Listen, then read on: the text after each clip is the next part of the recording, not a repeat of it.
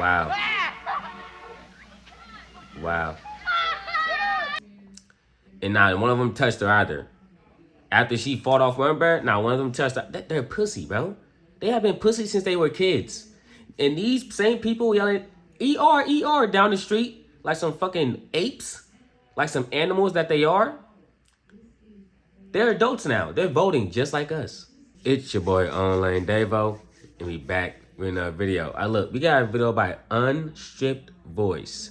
Black family tried to move to all-white neighborhood in Rosedale, Queens, 1976. Hard to watch.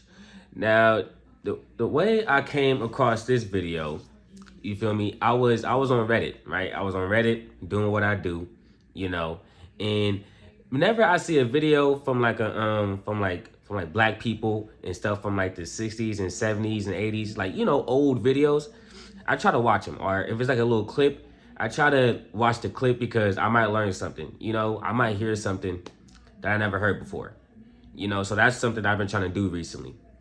So with that, I came across this video. And like the title says, and black families tried to move into an all-white neighborhood, and you won't believe the way that these, honestly, you might believe it, or, you know, you might expect it based off, you know, the time frame and everything like that. But I only want y'all to sit back and watch this video because I didn't watch a lot of it. I watched like 10 seconds of it, but you're gonna see some shit. Come on. Since 1960, more than 1 million whites have left New York City. The black and Hispanic population has grown by almost 1 million, and it's still growing. This is Rosedale, a community of 6,000 families in the far southeastern pocket of the borough of Queens. To the passing eye, it seems quiet. Modest 1- and 2-family homes with... That's crazy, huh? 1 million white people left, 1 million black people and Mexican people moved in. What a coincidence. Fenced-in lawns and tree-shaded streets. The people who live here are almost all white, working-class Americans of Italian, Irish, and Jewish roots. They've worked all their lives to afford these homes. Many came from the inner city, refugees from neighborhoods in the Bronx, Brooklyn, and South Jamaica. Neighborhoods they saw changing and dangerous to live in. Oh. These people saved their money and made their escape.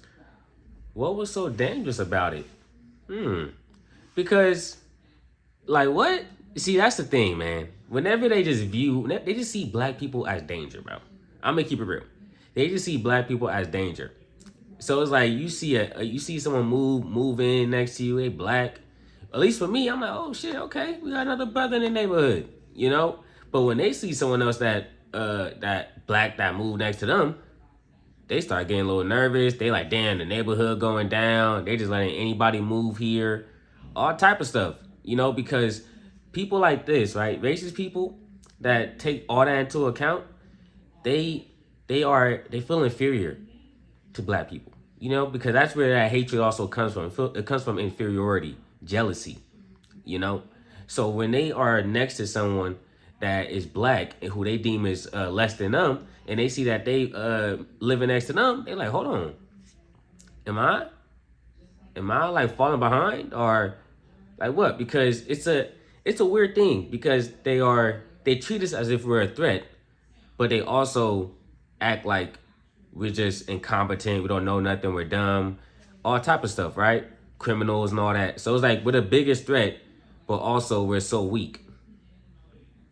To what they called the last frontier in New York City, to Rosedale, to what they hoped would be a safe and quiet life. In the early 1970s, a few middle-class black families with very much the same idea in mind began to move to Rosedale too.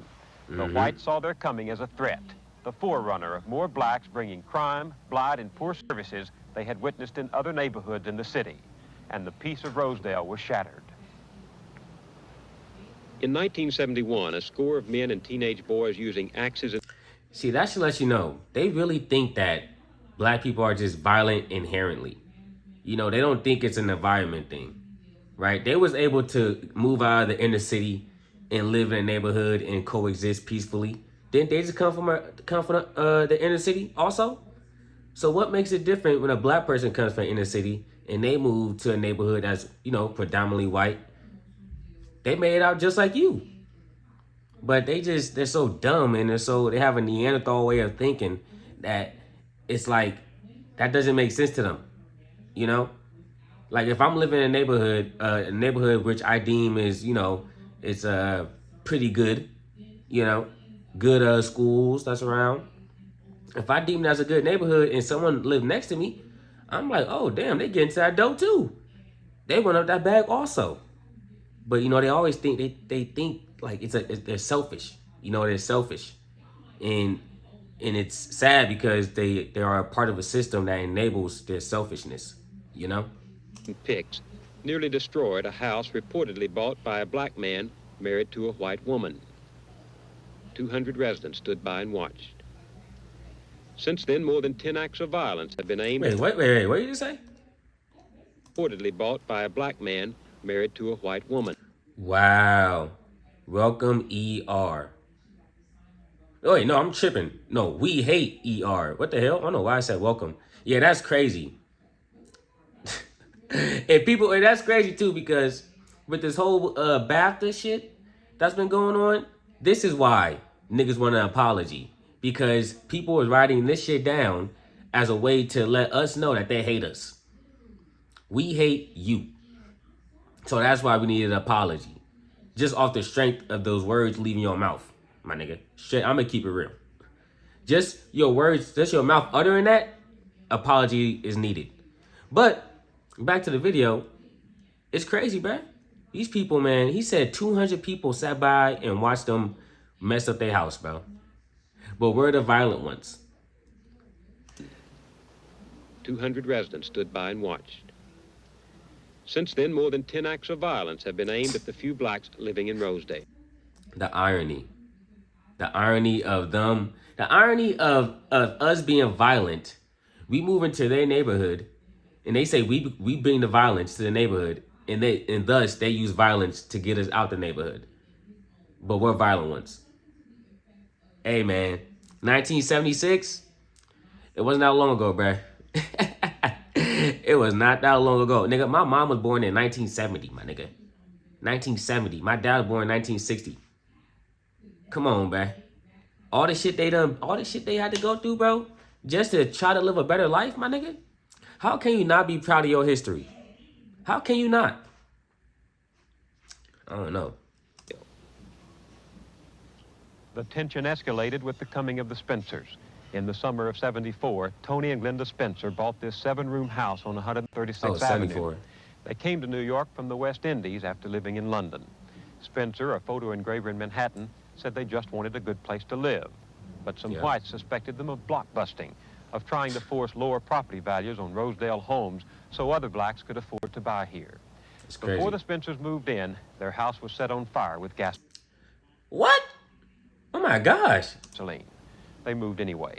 On New Year's Eve day a year ago, while the Spencers and their son slept, a pipe bomb exploded on the porch and smashed through the windows of the house. What? Police said the bomb was intended to wipe out the family. Attached to... Hey, bro. Bruh. What? You're throwing pipe bombs at my house for me to move out? Bro, these people are crazy. They're crazy. And these people are still alive. They had kids, okay? And their kids had kids. Oh my gosh. What? But they were just misunderstood, That was just the times. That was just how it was in the 70s, man. That's just how it was, man.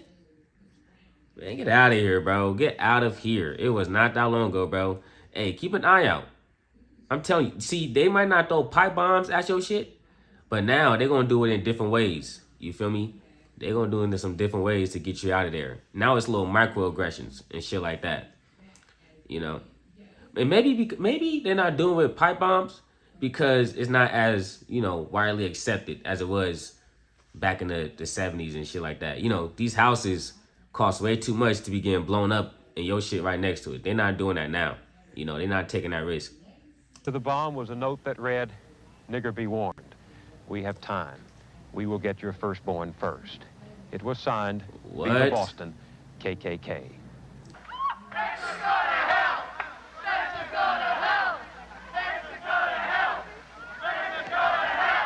What?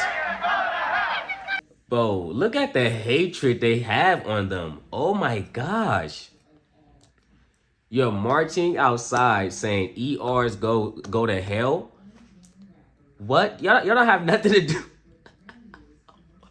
They don't have nothing to do. Oh my gosh. We are their reason. We are their reason. It all makes sense now. Cause you don't march for something unless you're very passionate about it. Right? Their hatred for us is so passionate that they're willing to use their day off to march in hatred of us.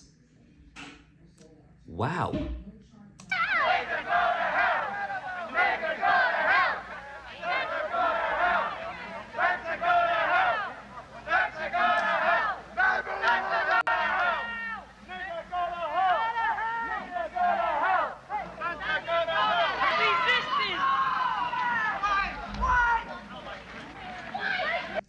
You hear that? Why? You see that, and that's why when people say they want to make America white and shit like that, that's why it comes off as racist, bro. Because it is. Look at this. They're marching that they hate black people, while also chanting white, white. There's a correlation there. Please let me know where it's at. Please let me know. Because what are you marching in the name of? They're marching in the name of them being white, my nigga. Okay, and some made up fantasy in their head that black people are dangerous and we bring crime to the neighborhood when they're literally committing crimes in their neighborhood to get black people out of the neighborhood. Like, nigga, what? These people have always been backwards, bro. Backwards. Since the beginning of time, since they started their white supremacy program, they have been backwards, man. And they did it so well that they convinced themselves that we're backwards for being offended by their bigotry. Hey, man. Hey.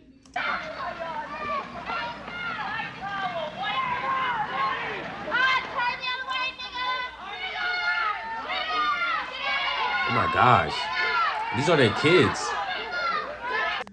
Look at they sound like an angry mob of animals. Oh my gosh. Barbaric, bro.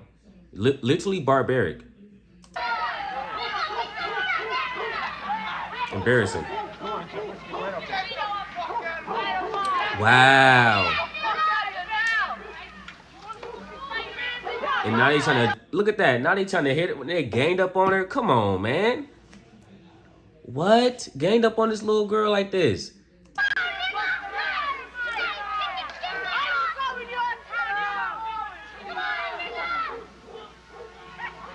Wow.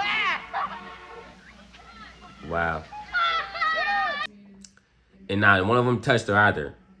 After she fought off one bird, now one of them touched her. They're pussy, bro. They have been pussy since they were kids. And these same people yelling, ER, ER, down the street, like some fucking apes, like some animals that they are. They're adults now. They're voting just like us. We probably say what's up to them. We don't even know. We probably like, oh, look at that old lady right there. So sweet. Not knowing this what she was doing. This is a trauma she was causing. That's crazy. People always talk about childhood trauma when it's related to other things like poverty and crime, stuff like that, right? But they never talk about the racial trauma that come with it. You feel me? Imagine growing up in the 60s and 70s having to deal with this because your family wants a better life. A group of animals yelling down the street that they hate you, calling you a slur. For no reason. They probably haven't even had a real conversation with you. Past ER. You're ER. That's all they have ever said to you, and they hate you so much. Hey, man. Hey, I'm just telling you, bro. It's deeper. It's deeper than just a word, bro. It's deeper than just a word, and it's like, it really makes you appreciate your elders. You know, it really makes you appreciate, like, older black people that made it through this. You feel me? Like, they had to keep on fighting, bro. Because imagine if they just gave up. Imagine if they gave up and said, fuck it, man. You know what I'm saying? You know where we would be at right now? Black people are literally the reason why this country is civilized, my nigga. I'm gonna keep it real. That's why. Okay? Because these people, man, as you can see, when they have the opportunity to just let loose, they let loose in the worst way possible. As you can see. Hey, man. Hey, someone had to show them. Someone had to fight for the right to be treated like a human in this country. And that was black people. Since the beginning, since it started. You feel me? And then people come here and disrespect us, not even knowing what's up. Hey. You better turn around, Yum. Sounding literate. Look at her. Oh yeah, nah. You see, this also look at this. She laughing and giggling. Where'd that smile go? You see, and this is also where the reinforcement comes from. Because there's some kids up in there who really do just hate black people. For they're just really just like cooked, brainwashed, you know. But there's also kids up in there who just get along with the get along. They don't even know why they're participating. They just want to be a part of the group. Maybe that's why they're participating. They just want to be part of the group. Because she act like she ain't never said that before. She act like she ain't never had those thoughts. She seen that camera, got embarrassed. You know, and the thing is, man, it's still being reinforced today, but people are also not as overt with it. You know, so they may say something that have you questioning them, but then it's up to you whether you want to question them or not. You know, back in the day, they would just call you an ER and made it clear from the beginning. So it was like, you were good. You know what I'm saying? You had nothing to worry about. There's no second guessing nothing. You know exactly where you stood with that person. You feel me? So that lets you know, man. Even if the biggest perpetrators of it is white men, you know, you got to remember that it was also reinforced by white women. I'm going to keep it real. You know, it was a tandem. You know what I'm saying? It was a tandem. Even if some of them start to wake up, but even then, bro, it's still being upheld by the same people. You know what I'm saying? Also, there's other races and ethnicities that's participating now because they was able to reap the benefits of participating in white supremacy, you know?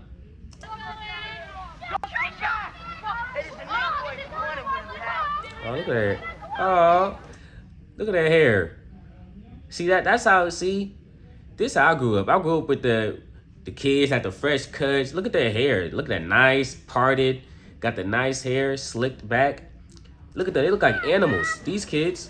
We were riding down this block and these white people start saying, get out of here, niggas. You know, get out of my neighborhood. Don't come to this neighborhood. And then they start hitting on her.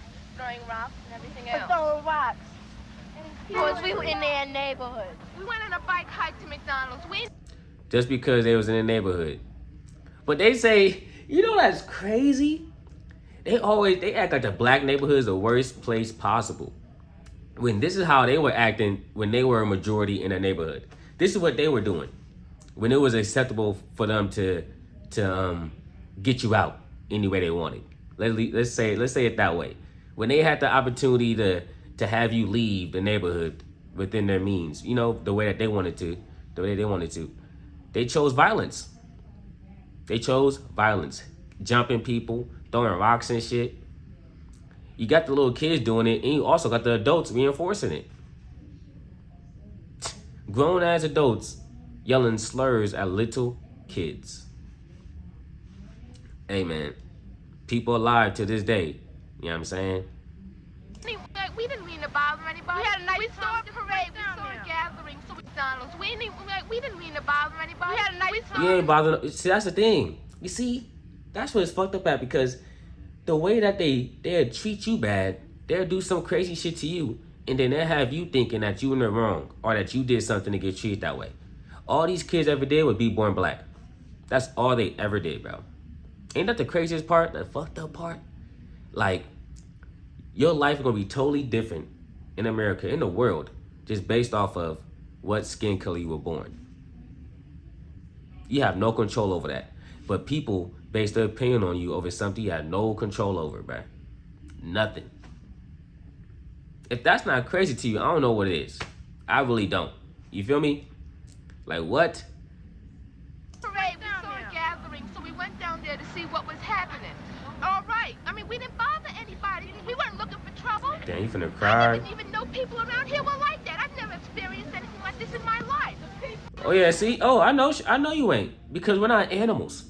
Okay, I know you haven't experienced nothing like that, baby girl, because that's not how we act in our neighborhood. You feel me? Especially back then, at least. Niggas was just trying to make it out. You know what I'm saying? This is how they treat you. These people are they are MAGA people now. Okay? They vote MAGA now. Let's say half of them had to change their heart as they got older. Fuck it. Still, half is crazy. You know what I'm saying? It's like, cause even if you fuck it, let's say 25% of them, they're woke. They understand that there's a system in play. They're back at it. They're helping the cause. I'm talking about the white kids. And then let's say there's 50% of them that's indifferent. They're like, yeah. You know what I'm saying? Well, there may be a system. Who knows, man? I don't know, bro. I don't really see color. Niggas like that. And then you got another 25 who just still hate black people for no reason at all. That 50 and that 25 in there, that 75%, those are the ones you gotta watch. You know what I'm saying? You still, actually, I ain't gonna lie, you gotta watch 100%. I'm gonna keep it real, man. You gotta watch all of them. And I say that because they can still be participating in upholding white supremacy without even knowing. You know what I'm saying? And it could be stuff that they learned, but they still upholding white supremacy. So that's why you gotta watch them. You know what I'm saying? What happened to you? Nothing happened to me, but this little boy, short boy about my size, or little short, had picked up a rock, and he was in the front of all these tall hunkies. Right? He threw the rock. He tried to hit my sister, but he almost hit me about that much away from me. And I was sure wish he had hit me with that rock. I would pick up the rock right next to me and hit him right dead in his face. Damn right, baby girl. Damn right. Yeah, it's damn right. You see, this is what I'm talking about, man. I'm not saying it's like I'm proud of her for standing up for herself.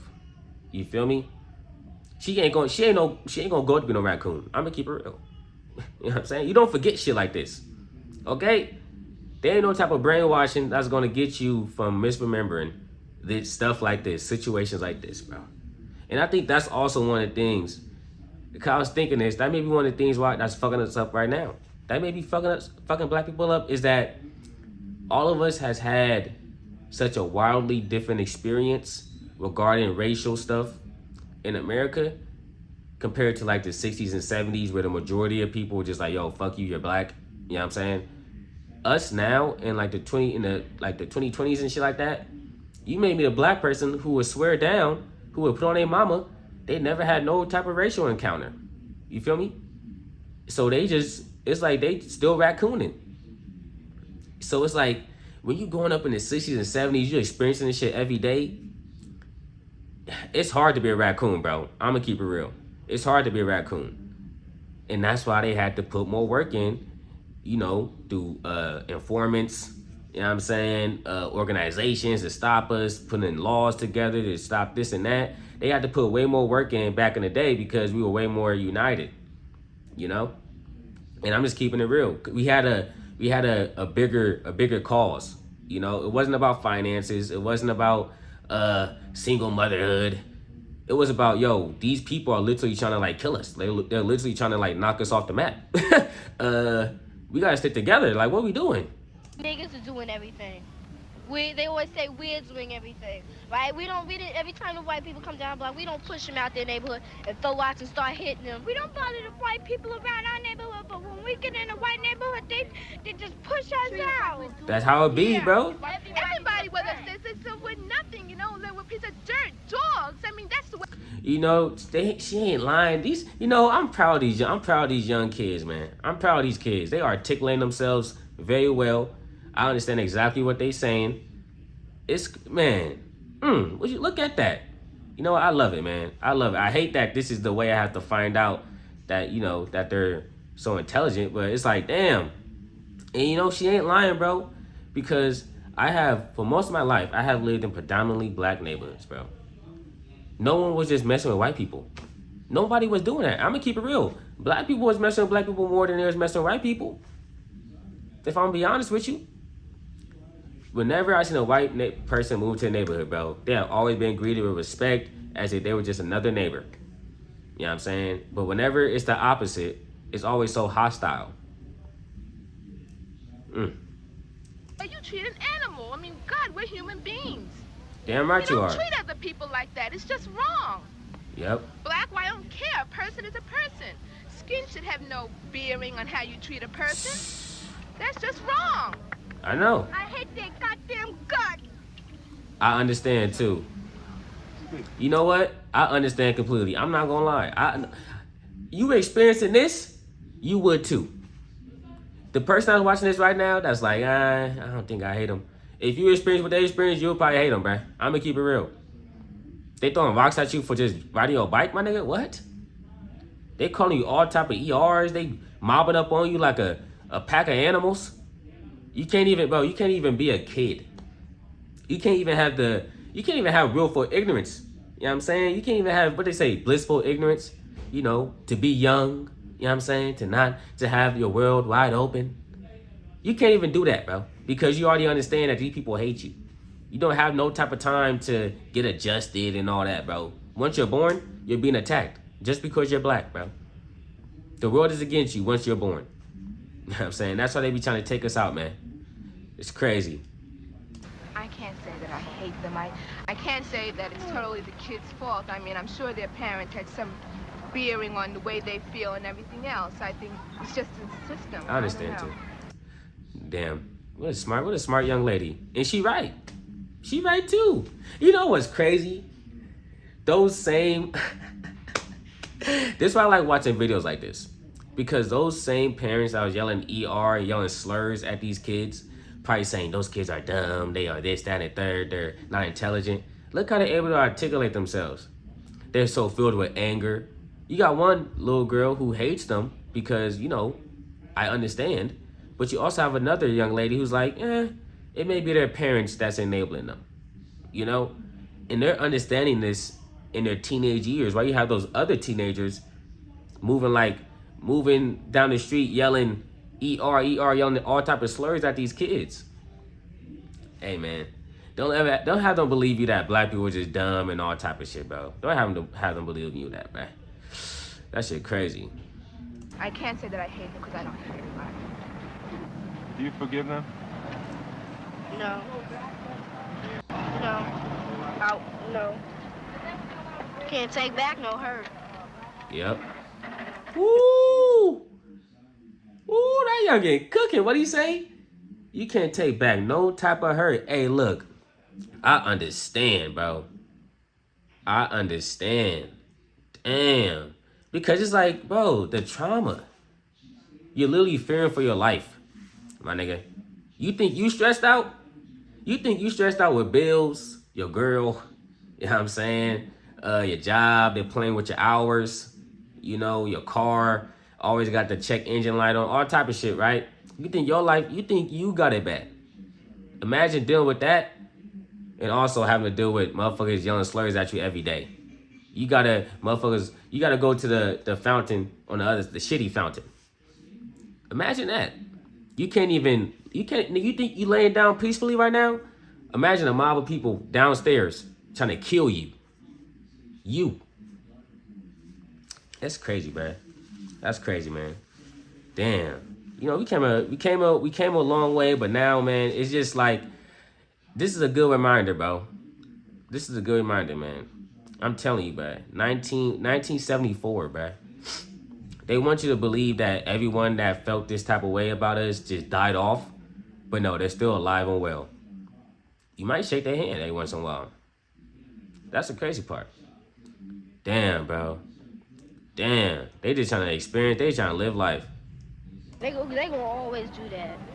They always spit on us like we some dogs. They always gonna Spit back do that. on them. Ain't nothing gonna change. Damn.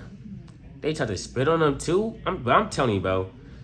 The hatred, like, makes them just do inhumane things.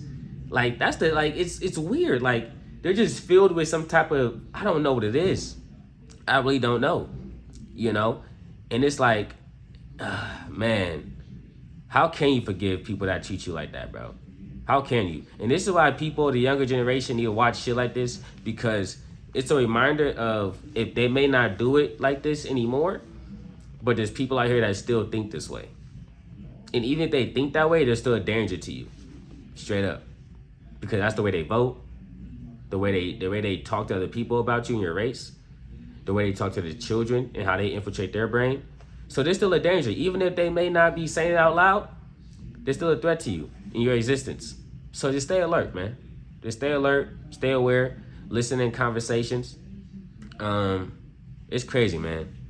These kids in these videos are all adults now. That's tough. I'm gone. Peace.